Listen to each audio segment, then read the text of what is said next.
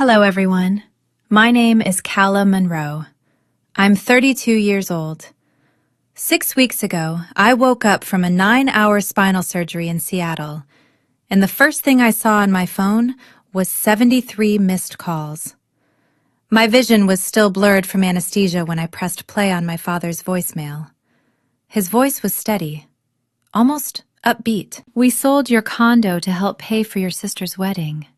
You were under, so we signed the paperwork for you. It all worked out." Just like that, $568,000 gone. Vanessa's wedding was 4 weeks away. I could barely move my legs. They didn't feel like they belonged to me. But lying there in that recovery room, staring at the ceiling tiles above me, something inside me shifted. I made one phone call, and what happened at that wedding, 200 guests will never forget. Before I take you there, if this story pulls you in, consider subscribing, only if you truly want to see how it ends. And tell me where you're listening from. I read every comment. Now let me take you back. 7 weeks before that surgery, I was sitting in my neurologist's office in Seattle, hearing the words I'd waited 3 years for. "We have a date." Herniated discs, L4 and L5. The pain had followed me since I was 29. Some mornings I couldn't get out of bed. Other days, I forced myself upright because deadlines don't care about your spine. March 15th. 9 hours in surgery, 6 weeks of recovery. Relief was finally coming. That night I called my parents. My hands were shaking. Not from fear, but from something I hadn't felt in years. Hope. "Mom, I got the surgery date." "That's nice, sweetheart," Lorraine said, distracted. I could hear Vanessa laughing in the background. "When is it?" "March 15th. I'll need someone to drive me home afterward." There was a pause. "March? Calla, that's right in the middle of wedding prep. You know Vanessa's getting married in April." "I know, but the surgery—" "You'll figure it out. You always do." Then muffled voices. "Vanessa needs me. We're choosing centerpieces. I'll call you later." She hung up before I could answer. I sat there with the phone still in my hand. I wasn't surprised. That was the worst part. When I graduated college, they missed it. Vanessa had an audition for a regional lifestyle campaign that day. She didn't even get it. When I bought my Capitol Hill condo at 27, my father's first response wasn't congratulations. It was, "Why didn't you help your sister instead? She needs money more than you need another property." 32 years. I had learned not to expect much from them, but I had never quite learned how to stop hoping. That was my mistake. Let me explain. Vanessa, she's 28. She's been calling herself a lifestyle influencer for 4 years. About 12,000 followers, most of them suspiciously inactive. She's never kept a job longer than 3 months. When she turned 21, my parents bought her a car. When I turned 21, I was working double shifts at a restaurant to cover tuition. "Calla can take care of herself," my mother always said. "Vanessa needs more support." Support. That's what they called it. The week before my surgery, I handled everything on my own. I hired a home care aide for the first 2 weeks. I meal prepped. I moved a bed into my living room so I wouldn't have to climb stairs. Not once did my parents offer to help. But they called 3 separate times asking if I could contribute more to the wedding fund.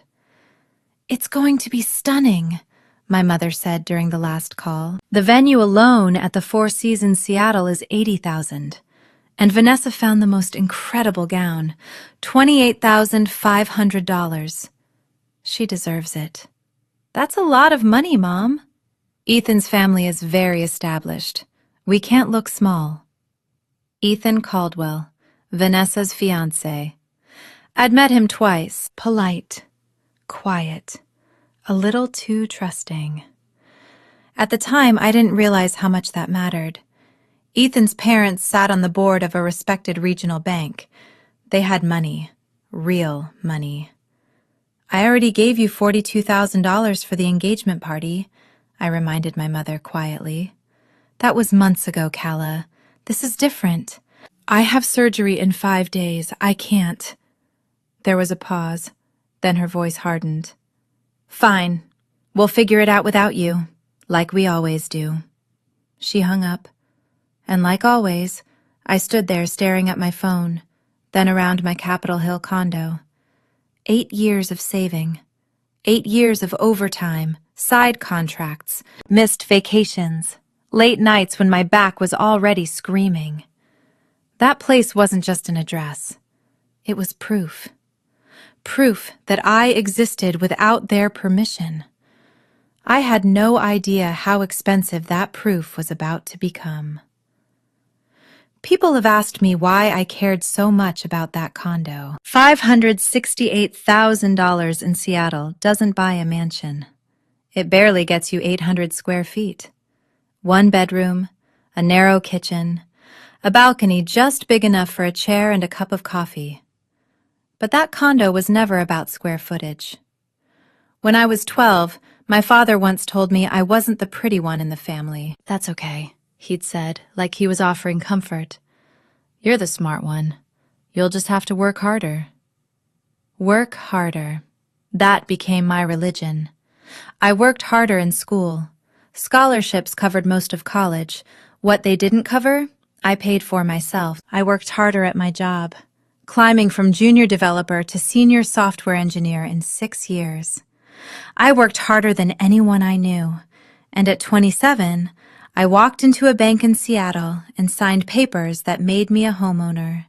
No cosigner, no family check, no safety net. For the first time in my life, I owned something that was entirely mine. That condo held 8 years of my life inside its walls. Every sunrise on that tiny balcony, every promotion, every paycheck deposited with pride. It wasn't just an investment. It was evidence. Evidence that I had value, even if my own family refused to see it. And there was something else they didn't know. 5 years earlier, my parents had almost lost their house in Bellevue. $212,000 in mortgage arrears. Foreclosure notices. Midnight phone calls filled with panic. I gave them $42,000. Every dollar I had saved toward upgrading to a larger place. We'll pay you back, my father promised. They never did. They never mentioned it again. So when I checked into surgery on March 15th, I had no idea my parents had finally found a way to take the rest. I remember the fluorescent lights in the pre-op room, the nurse adjusting my IV, the anesthesiologist explaining the procedure. Count backward from 10. I made it to 7. 9 hours later, I woke up in recovery. Everything hurt. My back, my throat from the breathing tube, even my eyelids felt heavy. A nurse smiled gently. Surgery went well. How are you feeling? Like I got hit by a truck, I whispered. She laughed softly and handed me my phone. Your family's been calling a lot. I squinted at the screen. 73 missed calls, 47 text messages. My first thought was that someone had died. My second thought was that something had gone wrong with Vanessa's wedding. I opened my father's voicemail, sent 4 hours into my surgery. His tone was calm, almost cheerful. I would later learn they had been planning this for weeks, lining up a cash buyer, drafting documents, timing the closing to coincide with the day I'd be unconscious. Calla, honey, it's Dad. So, we had a family discussion. We found a motivated cash buyer for your condo. Closed today. Since you were under, we signed the final paperwork for you. The funds are going toward Vanessa's wedding. She deserves something beautiful. And you weren't really using the place much anyway, being single and all. You'll understand. Call us when you wake up. Love you.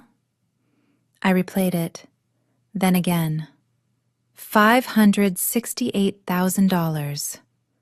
Gone. By the time April arrived, the wedding wasn't just an event. It was a performance. The Caldwells moved in circles where appearances mattered. Board members, investors, donors who measured worth in spectacle. When Margaret Caldwell suggested the Four Seasons Ballroom, my father agreed immediately, not because he could comfortably afford it, but because he couldn't afford to look small. What started as a celebration quietly turned into a financial arms race. The venue alone was $80,000. The gown, $28,500. Rehearsal dinner, engagement party, custom floral installations flown in from California. By the time the final invoices were tallied, the number hovered just under $568,000. It wasn't love they were funding. It was prestige. The nurse must have seen something change in my face. "Ma'am, do you need more pain medication?" I didn't cry. I didn't scream. I just stared at the ceiling and focused on breathing. In, out. In, out. Something inside me hardened. Not rage, not hysteria. Clarity. Cold and precise. I knew exactly what I needed to do. And it began with one phone call. Not to my parents. 2 hours after I woke up, I called my father. My hands were steady. My voice was calm. The morphine dulled the physical pain, but what steadied me was something else. The kind of clarity that comes when you finally see people for who they are. He picked up on the second ring. "Calla, you're awake. How was the surgery?" "You sold my condo." There was a pause on the other end of the line. "Oh. You heard the message while you were under," my father said slowly. "Well, yes. We had to move quickly. The buyer was ready." "You forged my signature." Another pause, longer this time. "Forged is a harsh word, Calla. We simply facilitated the transaction. You would have agreed anyway." "Would I?" "Of course. Family supports family. Vanessa needed it." I let the silence stretch before I answered. "What Vanessa needed," I said carefully, "was $568,000 that didn't belong to her." "That's not fair," he snapped, slipping into that familiar defensive tone. "You have a strong career. You'll earn it back. Vanessa and Ethan are building a life together. This wedding establishes them socially. It's an investment in the family." "Dad," I said evenly, "what you did is a felony." Silence. "Forgery, fraud, theft." I didn't raise my voice. I didn't need to. "You're speaking to your father like I'm some criminal," he shot back. "After everything we've done for you? Feeding you? Housing you?" "You stopped housing me when I was 18. I've paid my own way ever since." "So this is how you repay us?" "Repay you for what?" I asked. "For selling my home while I was unconscious on an operating table?" He sputtered. I could hear Lorraine's voice in the background, sharp, urgent, panicked. "Calla, you're emotional," he muttered. "We'll talk when you've calmed down." He started to disconnect. "Dad," I said quietly. He paused. "You're going to regret this." The line went dead. He had no idea how true that was. 20 minutes later, my phone rang again. "Calla Marie Monroe." My mother's voice was ice. "What did you say to your father?" "The truth." She let out a short, bitter laugh. "The truth? The truth is that we sacrificed everything for this family, and you're lying in a hospital bed threatening us. You stole my home. We borrowed it. There's a difference. You forged my signature. You sold my property. That's not borrowing. Stop being dramatic. Her tone shifted instantly, from defensive to wounded. The pivot I'd seen my whole life. Do you have any idea how stressed I've been planning this wedding for months? Your father's blood pressure is through the roof.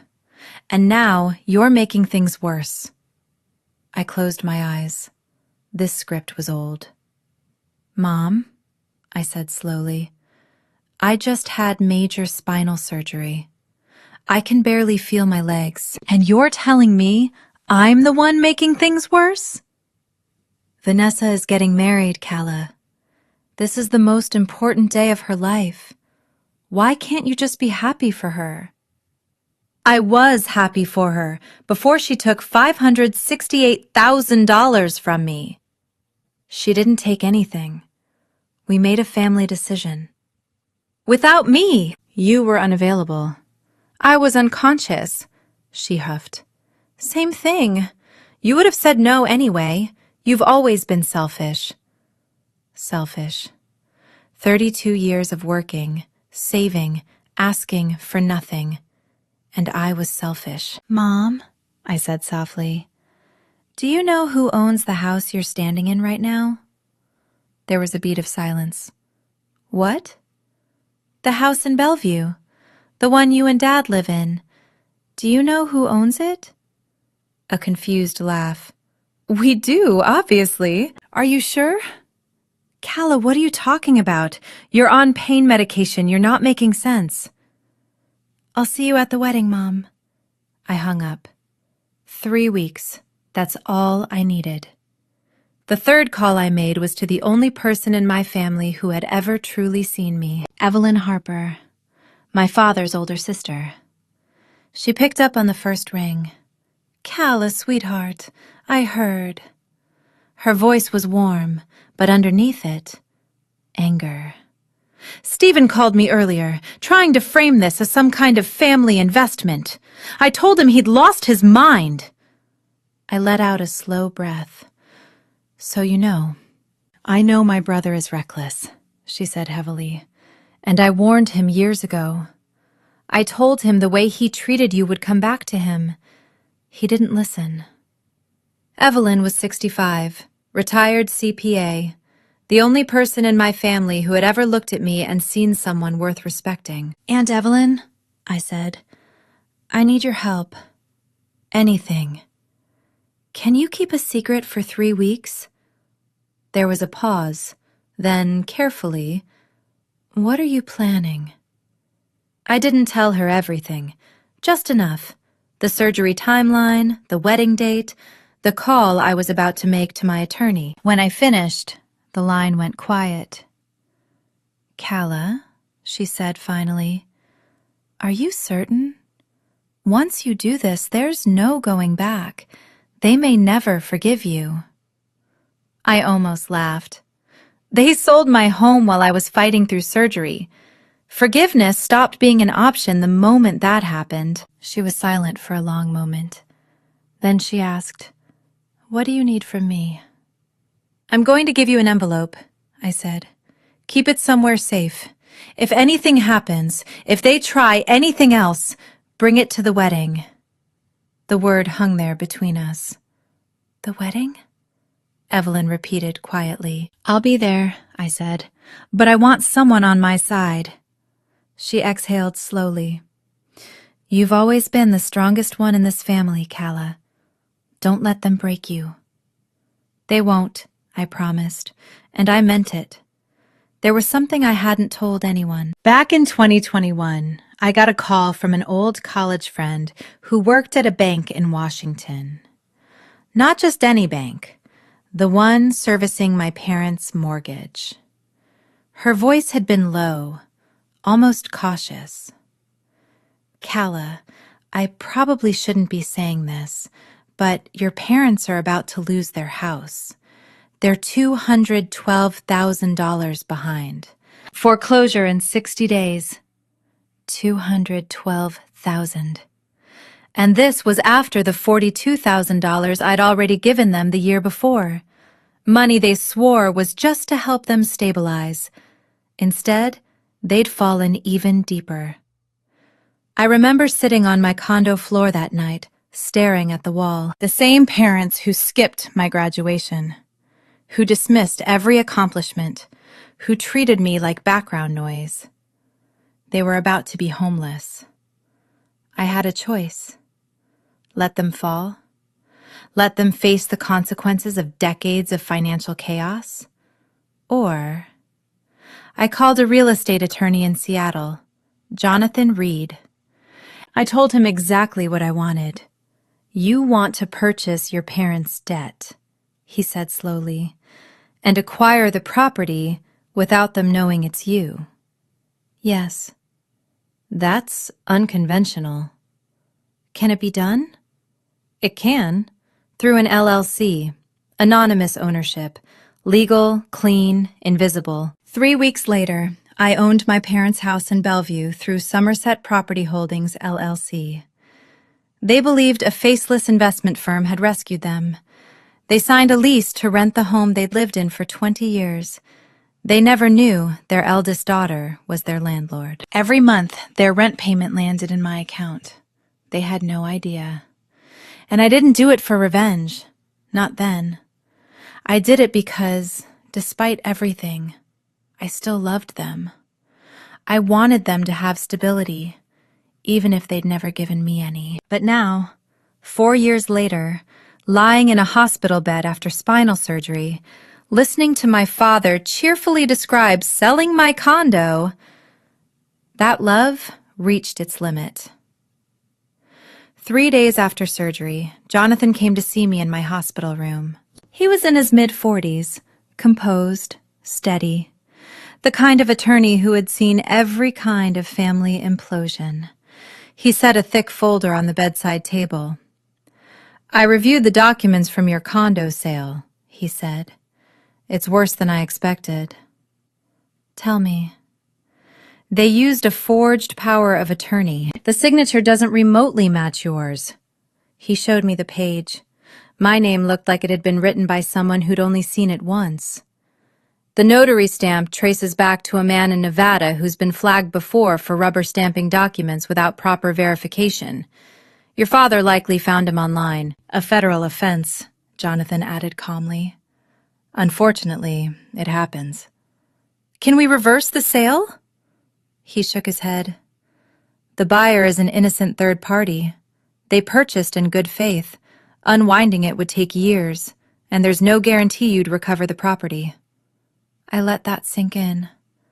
$568,000. Gone. "You do have options," he continued. "You can press criminal charges, forgery, fraud, identity theft. Your parents could face serious prison time." "What else?" He pulled out another document. "The Bellevue property, the one held by Somerset Property Holdings, LLC." "My parents' house." "Your house," he corrected gently. "You still own it outright. And their lease," he checked the date, "expires April 19th, 1 week after the wedding." I did the math in my head. Vanessa's wedding, April 12th. Lease expiration, April 19th. 1 week later. Jonathan nodded slowly. "If you chose to serve notice to vacate, you could do so at any time. They'd have 30 days from service." 30 days. I stared at the ceiling. "There's something almost poetic about that timing," he said carefully. For the first time since I'd woken up from surgery, I smiled. "Draft the notice," I said. "I'll tell you when to serve it." 1 week before the wedding, Vanessa called. By then I was home, moving carefully with the cane. The pain was manageable. My head was clear. "Calla," she said, her voice dipped in syrup. "I heard you've been upsetting Mom and Dad." "Have I?" "They said you threatened them over some money thing." "Some money thing?" I let out a small laugh. "Vanessa, they sold my condo, the home I worked 8 years to buy." She dragged out her response. Well, that was a family decision. You're single. You don't really need a place that big. Well, it's 800 square feet. Still, it's not like you have a husband or kids. I let the silence stretch between us. Vanessa, I asked quietly, did you know where the money came from? There was a beat. I don't get involved in financial stuff. That's between Mom and Dad. You knew. I didn't. Well, you suggested it, didn't you? And that's when the realization hit me like ice water. You told them I had the condo, I said quietly. You told them I was going into surgery. You knew I'd be under. That's not... Vanessa stumbled. I just mentioned you had assets and weren't really using them. It was just a suggestion. Mom and Dad made the decision. You aimed them at me like a weapon. You're being dramatic. Her voice sharpened instantly. You've always been jealous of me, Calla. You're 32 and alone. No one wants you. And now you're trying to sabotage my wedding because you can't stand seeing me happy. I closed my eyes. Breathe in, breathe out. I'll see you at the wedding, Vanessa. You better not cause a scene. I wouldn't dream of it. I ended the call. She had painted a target on my back. Now she was about to watch the arrow fly. The next evening, at exactly 7:43 p.m., Vanessa went public. Her Instagram story appeared with dramatic precision. A perfectly staged photo of her sitting in what looked like a bridal boutique, mascara streaked down her cheeks, lip trembling just enough. The caption read, "When someone in your own family is so jealous of your happiness that they try to destroy your wedding. My sister is threatening to ruin the most important day of my life. Just because she's alone and bitter doesn't mean she gets to steal my joy."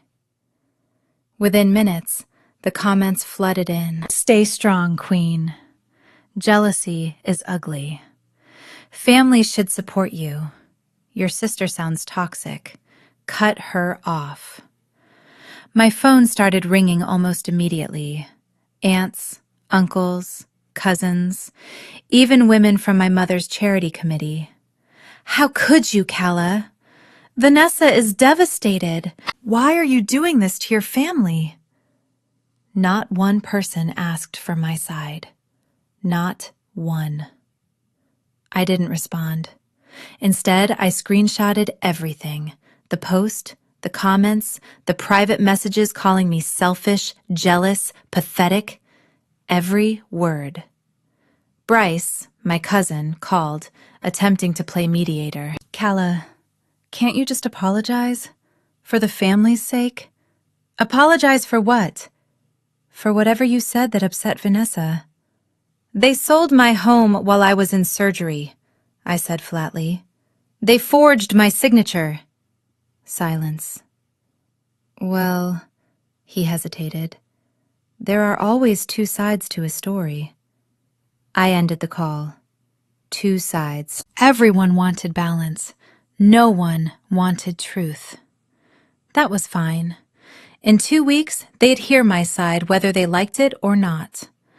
I saved every screenshot into a folder on my laptop. Every accusation, every assumption, every cruel word.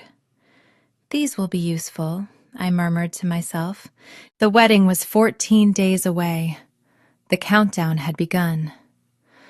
Let me ask you something. If you were in my position, recovering from spinal surgery, $568,000 stolen, your entire family turning against you, what would you do? Sue immediately? Wait until the wedding? Or forgive and walk away? Tell me in the comments. I'm genuinely curious. Now, let's continue. 2 days before the wedding was the rehearsal dinner. I didn't want to go. Every step still hurt. My back pulsed with every movement. But I needed to see the battlefield before the war. The dinner was at the Pink Door in Seattle. Private room upstairs, 25 guests, white tablecloths glowing under candlelight. Vanessa had proudly posted the cost on her wedding planning stories. $18,000 for one dinner. I arrived late, moving carefully with my cane. The room fell silent the moment I appeared in the doorway. My mother's eyes widened. My father's jaw tightened. Vanessa leaned toward Ethan and whispered something quickly. "Calla," Lorraine said first, recovering with a smile as sharp as glass. "We didn't expect you to make it. Given your condition, I wouldn't miss it," I replied evenly.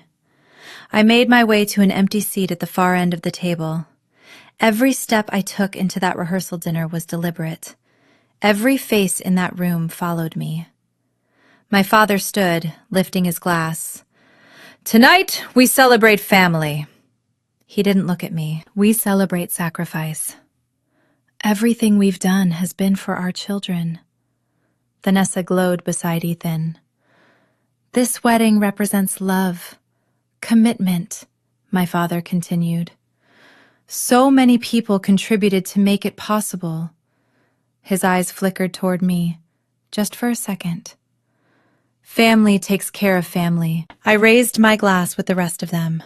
I said nothing, but Ethan was watching me, not accusing, not hostile, curious, like he was trying to understand something that didn't quite fit. Vanessa leaned in and kissed his cheek, pulling his attention back where she wanted it. As coats were gathered and goodbyes exchanged, Vanessa approached me. "I'm surprised you showed up," she said, her smile thin and polished. "I have a gift for you," I replied calmly. "For the wedding." Her expression shifted. "A gift?" "You'll see it on Saturday." I left before she could ask anything else. My back was burning. It was worth it. April 12th, wedding day. The ceremony was held at the Four Seasons Hotel Seattle, in a manicured garden courtyard where every flower arrangement whispered money. White roses cascaded over iron arches. Crystal chandeliers hung from temporary pavilions. A string quartet played softly as guests filtered in. 200 invitations.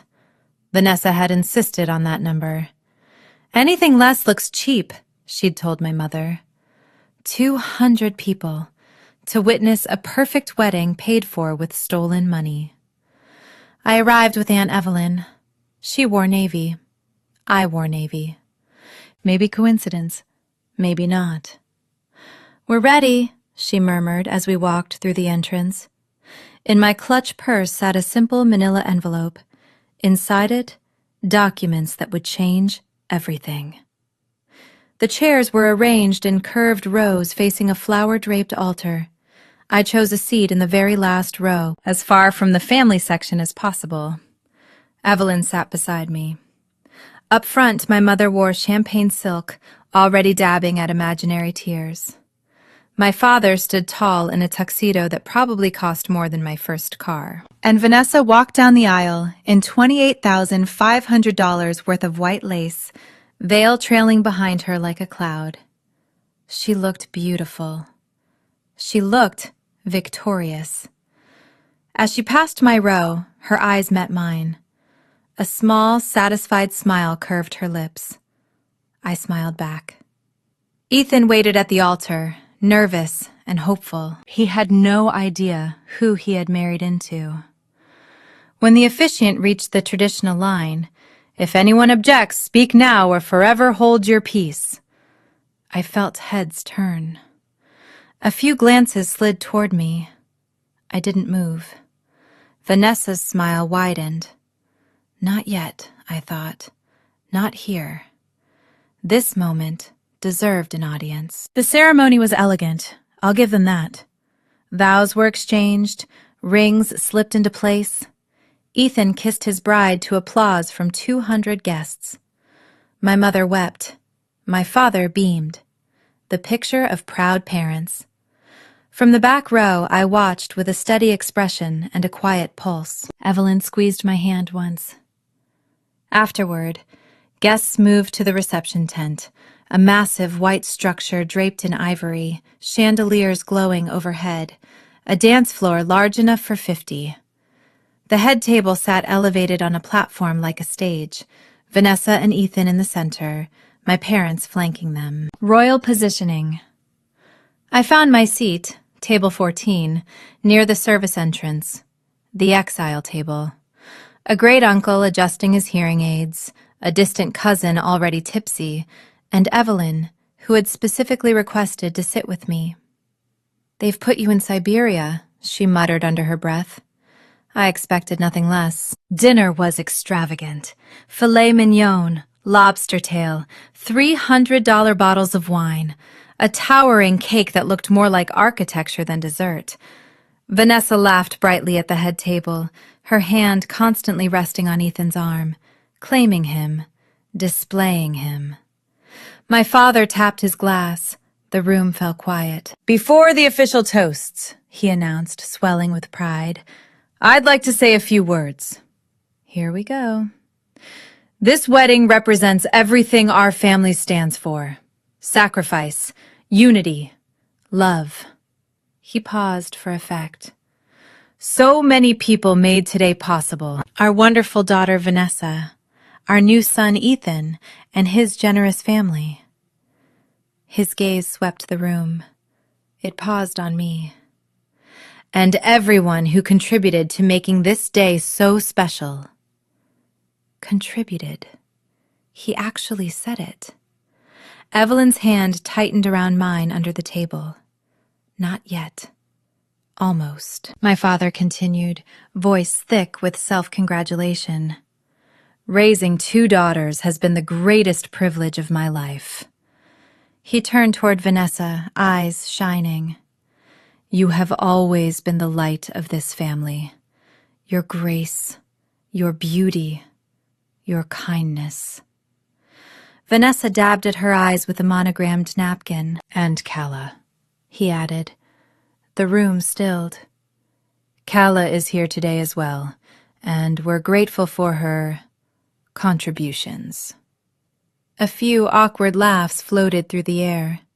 Then he raised his glass. "In fact, I think Calla should say a few words." He looked directly at me. "Come up here, sweetheart. Give your sister a toast." And just like that, the microphone was waiting. The entire room turned toward me, 200 faces. I saw my mother first, her smile frozen, eyes sharp with warning. Don't make a scene. I saw Vanessa next. Triumph, barely masking fear. She thought she had already won, and then I saw the rest of them. Guests waiting for one of 2 things: an awkward, polite toast, or a dramatic refusal. I reached for my cane. Slowly, carefully, I stood. The walk to the front felt endless, each step deliberate, each face watching. My cane tapped against the polished floor. Tick, tick, tick, like a countdown. I climbed the 2 small steps onto the platform. My father handed me the microphone, his smile tight and controlled. "Don't be long," he whispered. I turned toward the crowd. Crystal chandeliers above me, floral arrangements worth more than most people's rent, 200 guests dressed in their best, and a microphone in my hand. Vanessa was gripping Ethan's hand so tightly her knuckles had gone white. "Thank you, Dad," I began evenly. "You're right. I did contribute to this wedding." Silence spread across the tent. "Let me tell you exactly how much." 6 weeks ago, I said, keeping my voice steady. I underwent major spinal surgery, 9 hours on an operating table. A few sympathetic murmurs rippled through the crowd. While I was unconscious, while surgeons were operating on my spine, my parents made a decision. The murmuring faded. They sold my condo. Stillness. $568,000. 8 years of savings. My home. You could feel the air change.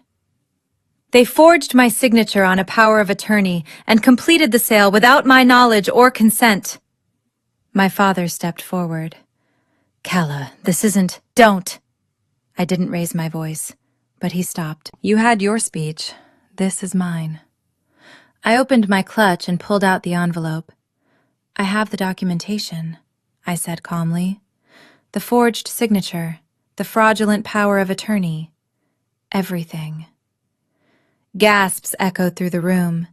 Guests began glancing at one another, confused, horrified. But that's not why I'm here, I continued.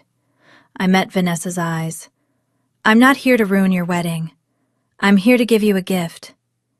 I removed a second document. This is the deed to the house in Bellevue, the property held under Somerset Property Holdings, LLC, the house my parents have lived in for the last 20 years. My mother shot to her feet. What does that have to do with anything? In 2021, when you were about to lose that house to foreclosure, someone stepped in and purchased it. Silence. You believed a private investor saved you. I let the pause stretch. That investor was me. My mother's face drained of color. My father gripped the edge of the table so hard his knuckles whitened. I own your house, I said quietly. I've owned it for 4 years. I let that sink in. And your lease? I glanced at the document in my hand. Expires in exactly 30 days from today, if I choose to serve notice. The room exploded.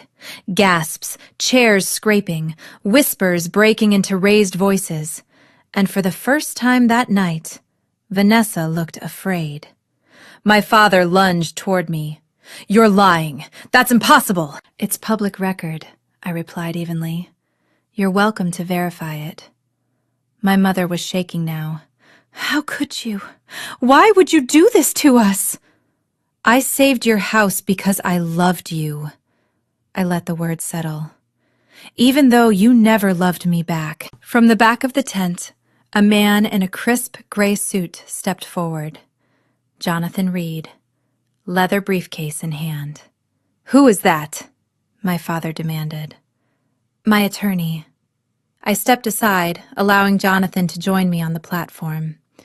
He's here to confirm what I've said. Jonathan addressed the room with professional calm. My name is Jonathan Reed.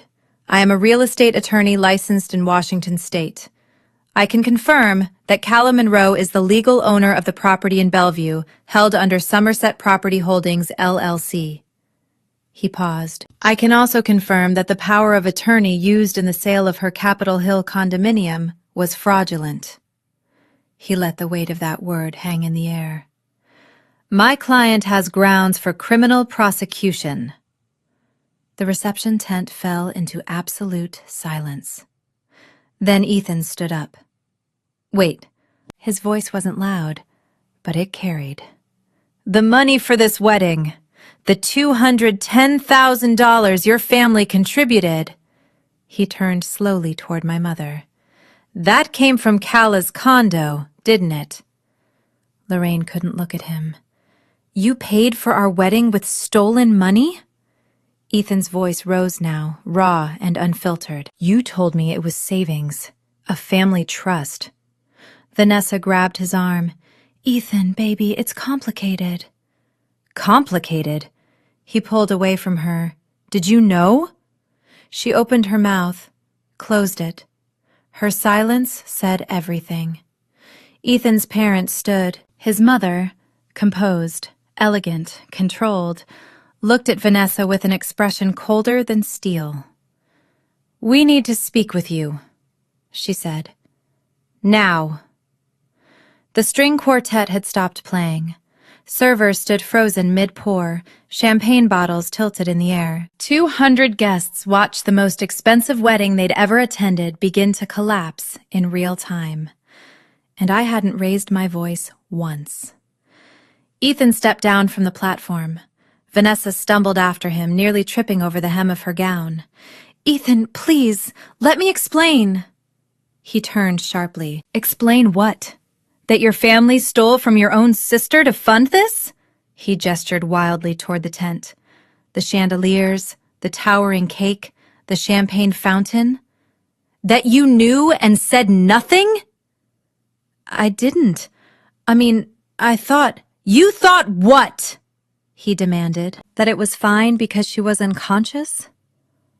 Vanessa started crying. Real tears this time. Mascara streaking down her cheeks. From the platform, I watched. I didn't feel victorious. I didn't feel satisfied. I felt tired.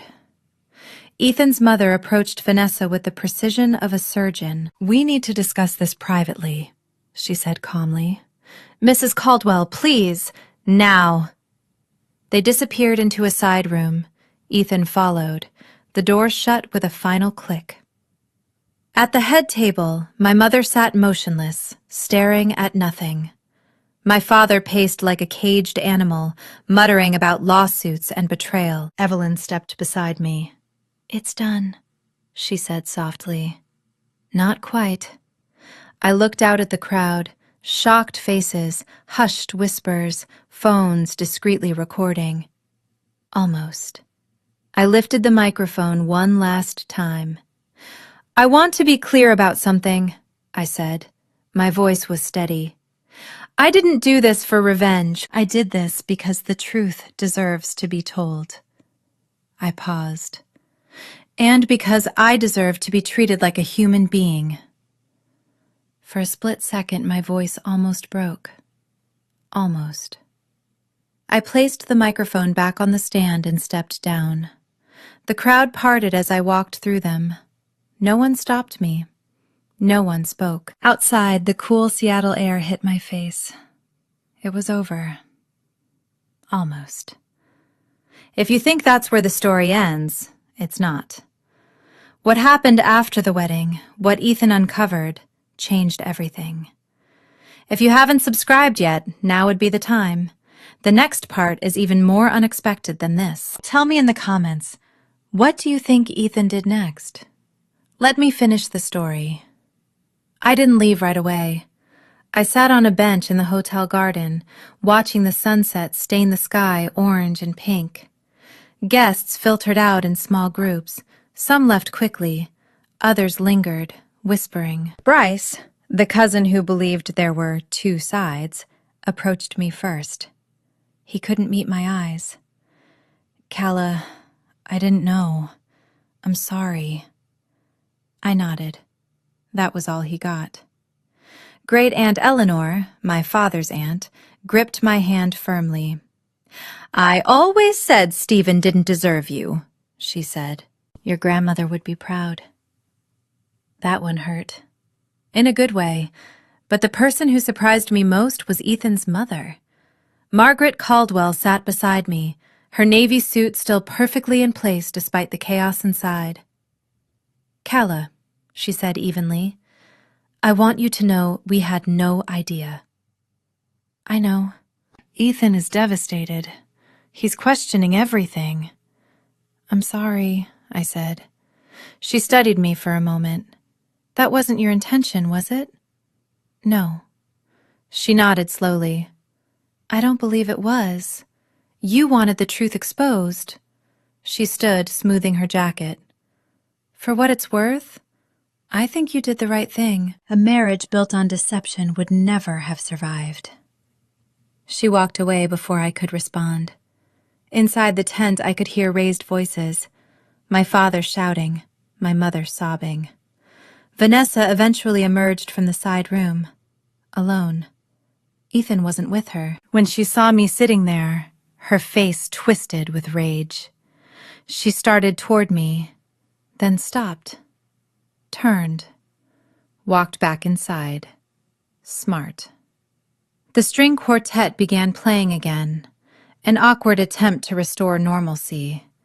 But nothing about that night was normal anymore. About an hour later, when most of the guests had gone, Ethan found me. His tuxedo was wrinkled now, his bow tie loosened, his eyes red. Calla, he said, sitting heavily beside me. I need to tell you something. You don't owe me anything, I replied quietly. No, Ethan said quietly. I do owe you. He ran a hand through his hair, the composure gone. I've been such an idiot. I didn't interrupt. 3 months ago, right after we got engaged, my laptop disappeared. I'd left it at Vanessa's apartment overnight. He let out a hollow laugh. She said there must have been a break-in, claimed someone broke in and only took my laptop. Nothing else? Nothing. What was on it? I asked. Financial records, my family's holdings, trust documents. He looked at me then, and I saw it. The realization settling in. At the time, I thought it was random. Bad luck. But now... She was researching your family before you even proposed, I said softly. His jaw tightened. I think she targeted me. I think she learned about my family's assets and built the entire relationship around it. The chance meeting at that charity gala, the way she knew exactly what I liked, what I wanted to hear. His voice cracked. I think it was engineered. What do you say when someone realizes their marriage was a strategy? I'm sorry, I said finally. Don't be, he replied. You saved me. He stood. I've already spoken with my parents' attorney. We're filing for annulment on grounds of fraud. The marriage isn't even 12 hours old. And Vanessa? My family is demanding repayment of the $150,000 we contributed to the wedding. He hesitated. I don't think she has it. Then he walked back into the dim lights of the hotel. Vanessa had finally chosen someone who could fight back. The fallout was immediate. By Monday morning, the video of my speech had spread through our extended family like wildfire. Someone had recorded it on their phone. It ended up in a group chat, then online. Within days, it had thousands of views. My father's employer, a regional insurance firm, called him into a meeting. Stephen Monroe had been a mid-level manager for 32 years. Reliable, predictable. Now he was the man who forged his own daughter's signature.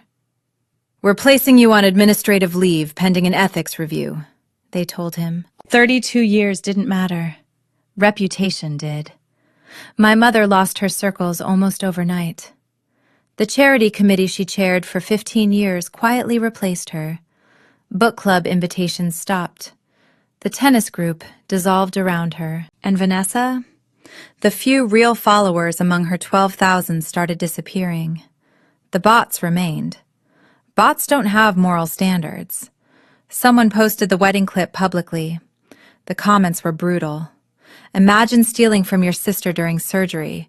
This is disgusting. She got exactly what she deserved. The annulment was granted quickly.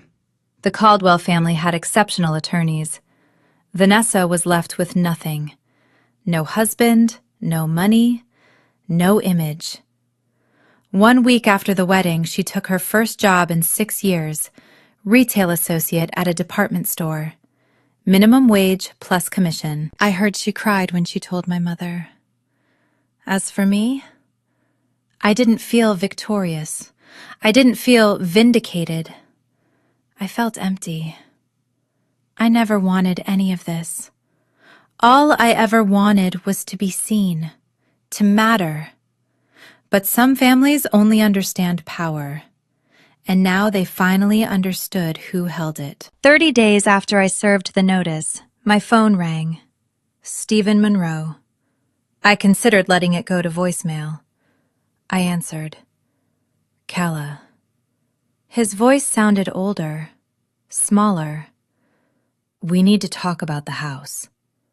What about it? The notice says we have to vacate. A pause. We don't have anywhere to go. I had served the notice the day after the wedding. Legal. Proper. 30 days. That isn't my problem, Dad. It is your problem, he snapped, the old anger flashing. You're evicting your own parents. What kind of daughter does that? The kind whose parents stole $568,000 from her. We didn't steal. You forged my signature while I was in surgery, I said evenly. That is the legal definition of theft and fraud. I let the silence stretch. You're fortunate I didn't press charges. He exhaled shakily. Please. The word sounded like it hurt. Just give us more time. A few months. No. Calla, you had 4 years, I said. 4 years living in a house I paid for. I saved you from foreclosure. You repaid me by selling my home. We didn't know it was you. Would that have changed anything?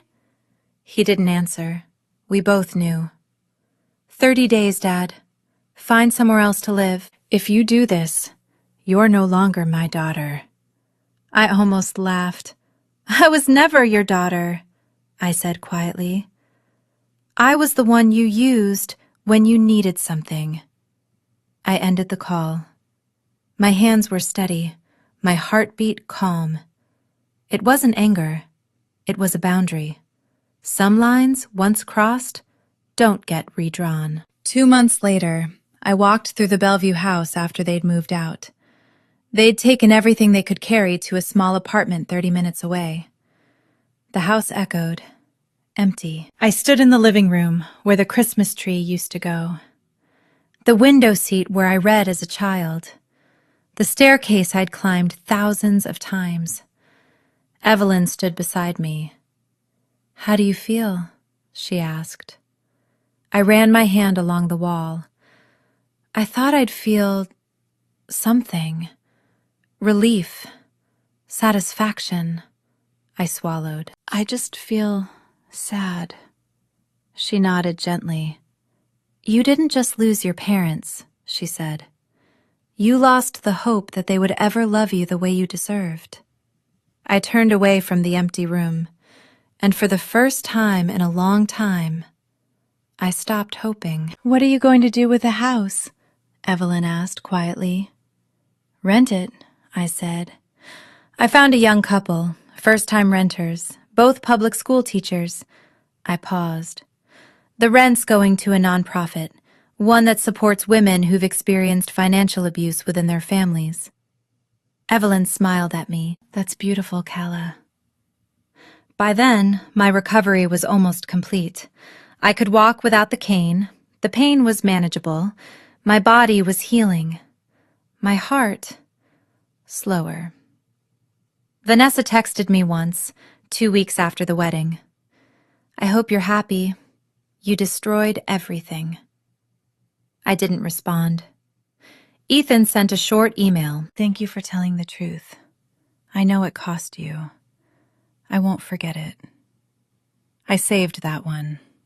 I locked the front door of the Bellevue house, my house, and walked to my car. The spring sun was warm.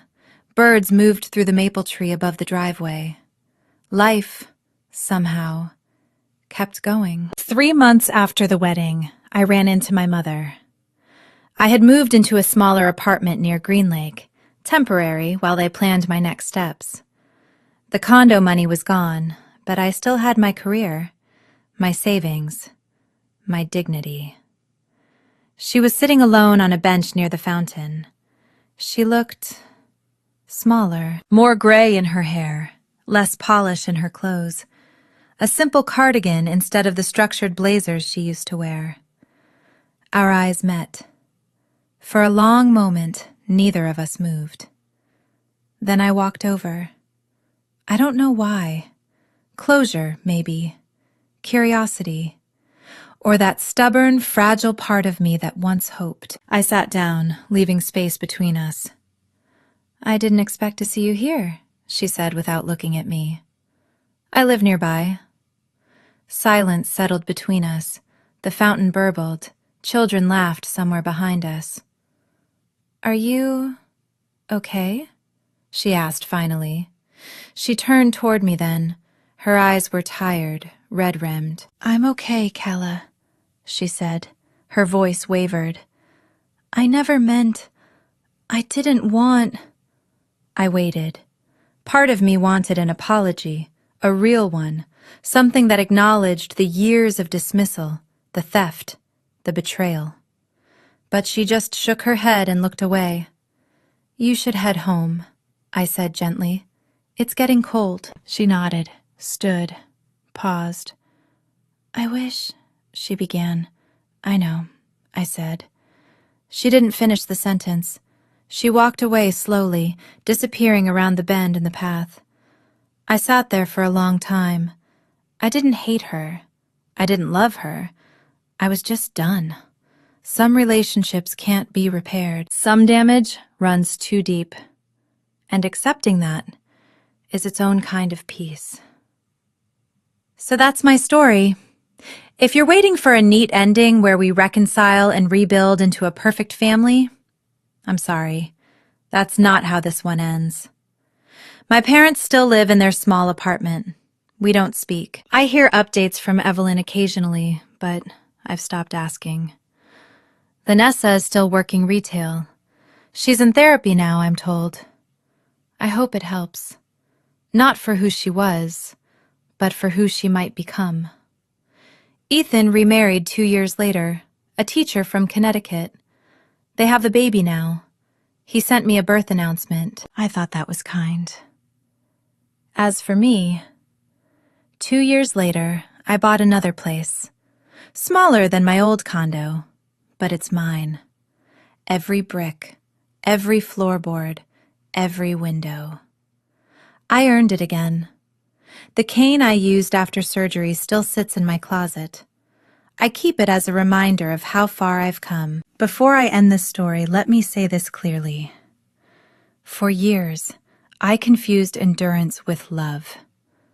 I believed being the strong one meant staying quiet, absorbing the hurt, fixing what I didn't break, paying for things I didn't owe. I thought if I worked hard enough, achieved enough, sacrificed enough, eventually I would be seen. I was wrong. Love without respect is manipulation. Family without accountability is control. And sacrifice that only flows one direction is not loyalty. It's exploitation. What they took from me wasn't just money. It was dignity. It was trust.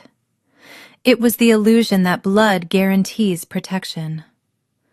The moment I stopped begging to be valued and started enforcing my boundaries, everything shifted. Not because I became cruel, but because I became clear. Setting boundaries is not revenge. It is self-respect with consequences. Walking away is not bitterness. It is courage without apology. If you are the one who always figures it out, the one who funds everyone else's chaos, the one who is praised for being independent but punished for needing nothing, hear me. You are allowed to protect what you built.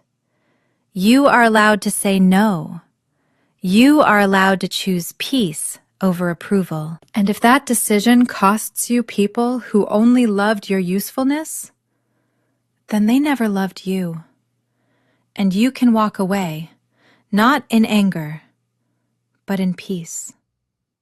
If my story resonated with you, if you've ever been the responsible one, the quiet provider, the one everyone depends on but no one protects, I see you. Tell me in the comments, have you ever had to set a boundary that changed everything?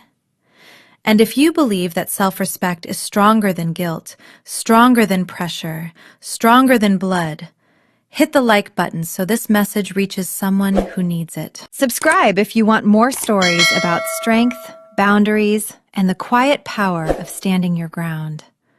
Because sometimes the strongest revenge is choosing yourself. Until next time, protect your peace.